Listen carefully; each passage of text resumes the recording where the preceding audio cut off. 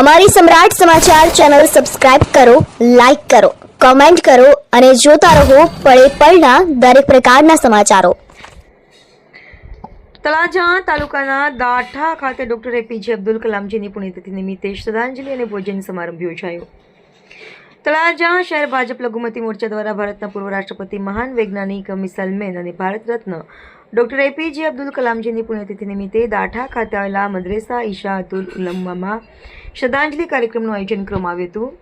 ભાજપ પ્રદેશ લઘુમતી મોરચાના પ્રમુખ નાહિનભાઈ કાજીની સૂચના અનુસાર આયોજિત આ કાર્યક્રમમાં ડોક્ટર કલામજીને પુષ્પાંજલિ અર્પણ તેમજ મદ્રેસાના તમામ વિદ્યાર્થીઓ માટે ભોજન સમારંભ યોજાયો હતો.